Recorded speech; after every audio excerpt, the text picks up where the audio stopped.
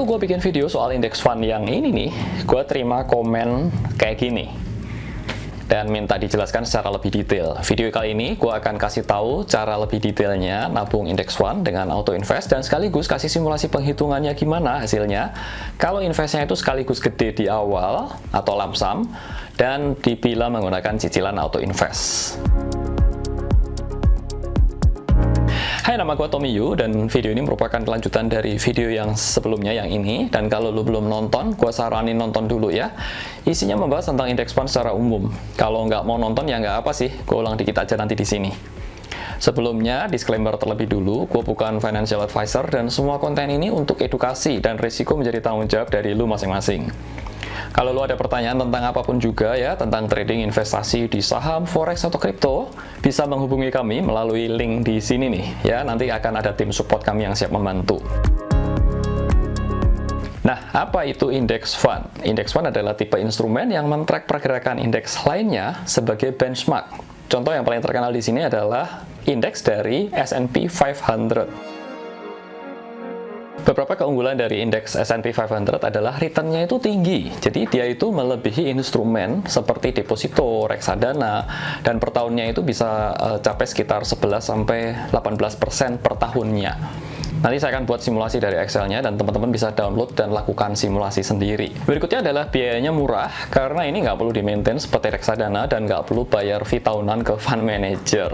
Terdiversifikasi karena dengan membeli indeks ini itu sekaligus kita seperti membeli 500 saham sekaligus dalam satu keranjang. Dan dananya dapat start minimal sekali dengan 50-60 ribu rupiah saja sudah bisa beli dan dengan cara itu dicicil, jadi nggak harus sekaligus. Liquid, bisa dijual kapan saja, nggak perlu adanya lock period dan nggak ada penalti. Nggak akan kena margin call karena nggak pakai leverage belinya. Di Indonesia ini, platform yang menyediakan fasilitas untuk transaksi indeks SP500 ini, setahu gue baru ada satu, yaitu Peluang. Ya, gue demen pakai apps ini dan akhirnya beberapa waktu yang lalu gue coba hubungi Peluang dan gue dapat deal kasih lo tambahan cashback 15.000 kalau lo buka pakai link yang ini nih di pojok kanan atas ini. Nanti setelah buka kemudian bisa diklaim bonus 15.000 tersebut di bagian profile. Berikut ini gue akan tunjukkan penghitungan return selama 10 tahun terakhir ini pakai slide yang berikut ini. Nah, berikut ini saya akan simulasikan dalam bentuk Excel. Jadi ini saya bagi menjadi dua sheet ya. Sheet yang pertama ini adalah yang lump sum. Jadi simulasi ini dari saya ambil tanggalnya dari 2013, sekitar 10 tahun yang lalu ya, 2013. Itu S&P 500 itu nilainya 1426 dan kita misalkan invest lump sum sebesar 1 miliar rupiah.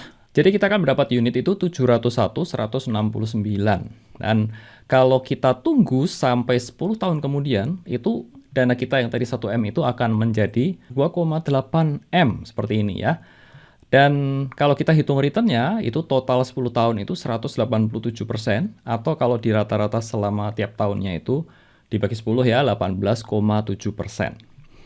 Kalau kita menggunakan cicilan, metodenya seperti ini. Jadi di Januari 2013 ini, kita invest sebesar 7 juta misalkan ya. 7 juta, kemudian di Januari 14, kita nambah 10%-nya. Jadi dari 7,2 jadi 8 juta.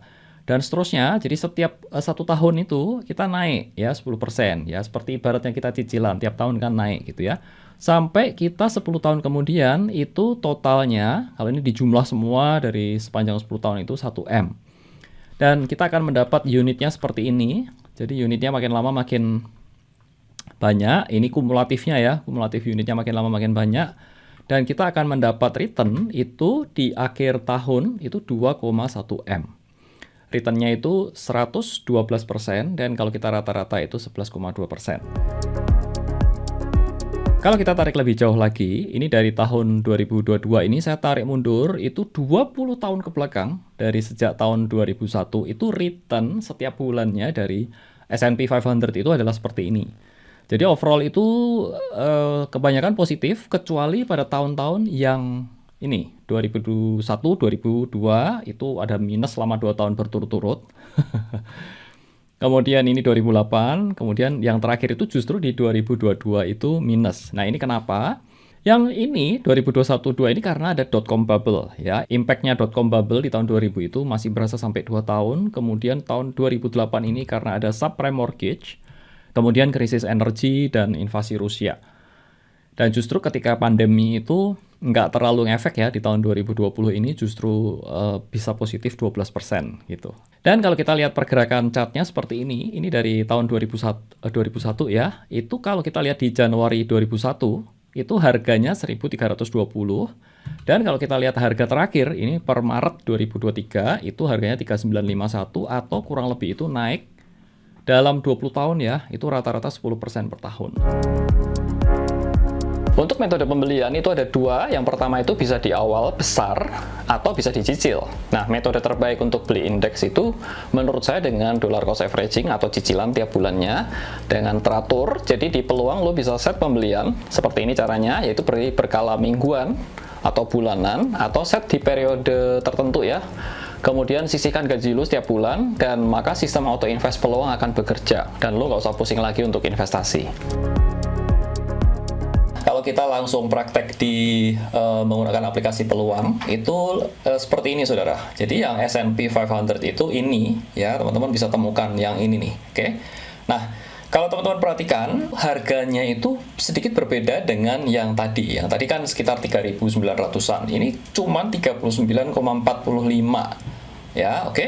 39, lah. Ini karena yang diadop oleh peluang sendiri itu bukan full S&P 500 tetapi versi mininya. Jadi kalau teman-teman bisa lihat di sini tuh tentang S&P 500 itu lihat di sini nih bahwa dari peluang ini mengadopsi micro e-mini S&P 500 Index Futures. Jadi harganya itu 1/100 dari yang normal gitu ya.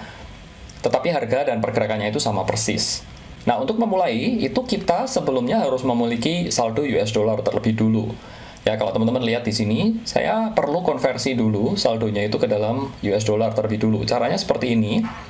Jadi kalau dilihat di aset saya ini, kebanyakan berupa kripto ya.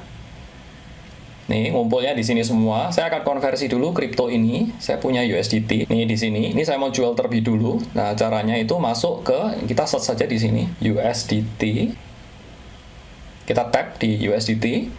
Kemudian saya akan jual. Saya punya di sini itu totalnya kan sekitar 2000-an. Saya mau jual sekitar 500 ya. 500 USDT, kemudian saya klik tinjau order, dan kemudian saya tinggal swipe naik ke atas seperti ini.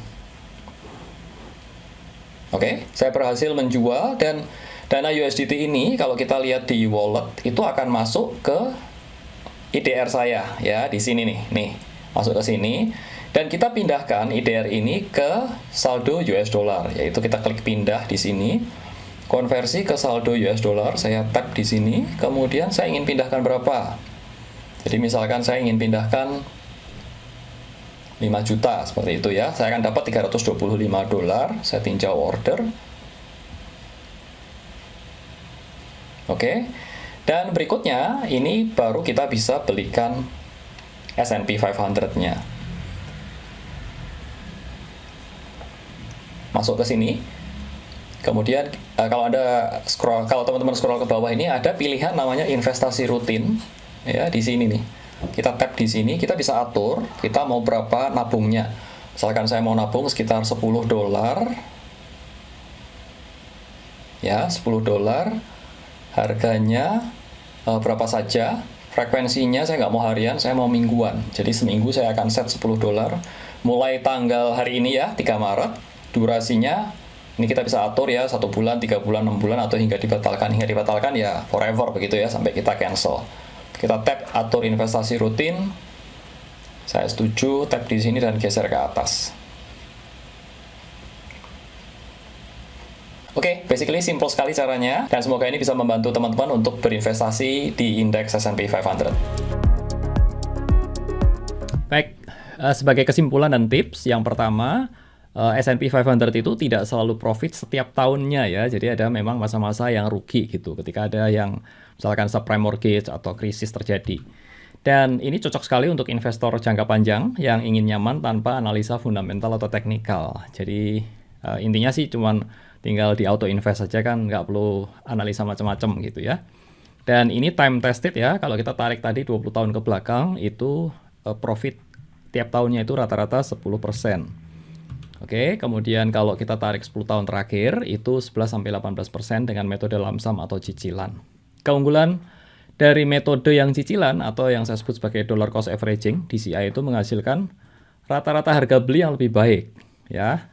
Dan nabung di S&P 500 itu bisa menjadi alternatif investasi selain deposito, ori, dan reksadana. Jadi, saya tidak menyarankan semuanya diselon ke S&P 500 ya, tetapi teman-teman bisa gunakan ini sebagai diversifikasi portofolionya. Dan gunakan fitur auto invest di peluang untuk memudahkan kita berinvestasi bulanan.